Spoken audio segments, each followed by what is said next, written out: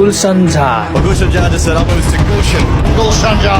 एउटै खेलमा अर्धशतक र 5 विकेट लिने नेपालकै पहिलो खेलाडी जसले 15 वर्षको उमेरमै राष्ट्रिय टोलीमा डेब्यू गरेर इतिहास रचे।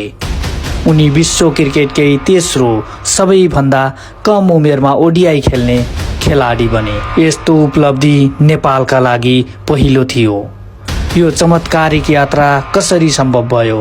सानो गाउँबाट सुरु भएको उनको यात्रा कसरी नेपाली क्रिकेटको बेस्ट अलराउन्डरसम्म आइपुग्यो? यसरी हुन्छ गुलसन झाको उदय। गुलसन झाको जन्म 27 फेब्रुअरी 2006 मा सर्लाहीको जिल्लामा भयो।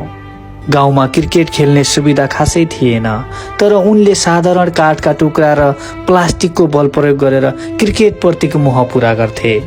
त्यो बाल्यकालकै सङ्घर्षले उनीभित्र खेलप्रतिको प्यास अझ गहिरो बनायो। 15 वर्षको उमेरमै राष्ट्रिय टोलीमा अवसर मिल्यो। 2021 मा उनले ओडिआई डेब्यू गर्दा सारा देशको आँखा उनीमाथि थियो। पहिलो खेलमा दबाव थियो, रन बनाउन गाह्रो भयो। बलिङमा पनि सहज थिएन, तर गुलसनको आत्मविश्वास गुमेन। यही आत्मविश्वासले उनलाई बिस्तारै अजेय बनायो। उनको ब्याटिङ शैली बिस्तारै बदलिन थाल्यो। लोअर अर्डर हिटर मात्र नभई मिडल अर्डरमा पनि निरन्तर रन बनाउने खेलाडी बने। नेपाल सङ्कटमा परेको बेला उनले धैर्य देखाए, इनिङ्स सम्हाले, अर्धशतकहरू आए, फिनिसिङ नक्स आए। धैर्य र दृढता नै उनको ब्याटिङको मुख्य शक्ति बन्यो। तर साँचो चमत्कार त बलिङमै थियो।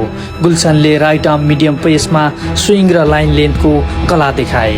त्यसपछि आयो त्यो ऐतिहासिक छेड युए विरुद्धको खेल। उनले 5 विकेट लिएर 7 मा 50 रन भन्दा बढी बनाए। यस एउटै खेलमा अर्धशतक र 5 विकेट लिने नेपालकै पहिलो खेलाडी बने। 15 वर्षमै ओडिआई डेब्यू गर्ने इतिहासकै तेस्रो कान्छा खेलाडी। नेपालका लागि पहिलो पटक ओडिआईमा 5 विकेट र 50 रन एउटै खेलमा। टी20मा मिडल अर्डरमा लगातार योगदान। ब्याट र बल दुवैमा टिमलाई सङ्कटबाट निकाल्न सक्ने क्षमता। यी उपलब्धिहरूले नै उनको केवल युवा प्रतिभा होइन, भविष्यको मेरुदण्ड बनाइसकेका छन्।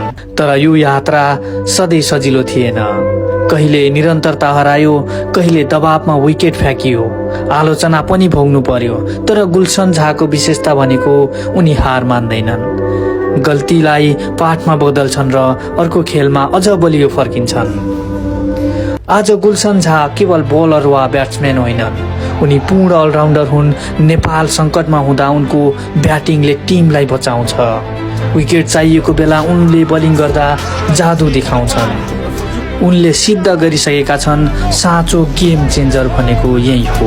गुलसन झाको यात्रा अझै लामो छ, तर उनको मेहनत, धैर्य र आत्मविश्वासले उनलाई नेपाली क्रिकेटको नेक्स्ट बिग स्टार बनाइसकेको छ। अब प्रश्न छ, के उनी विश्व क्रिकेटमै महान अलराउन्डर बन्न सक्छन्? समयले जवाफ दिनेछ, तर एउटा कुरा निश्चित छ, गुलसन झाको नाम नेपाली क्रिकेटको इतिहासमा सुनौलो अक्षरमा लेखिनेछ।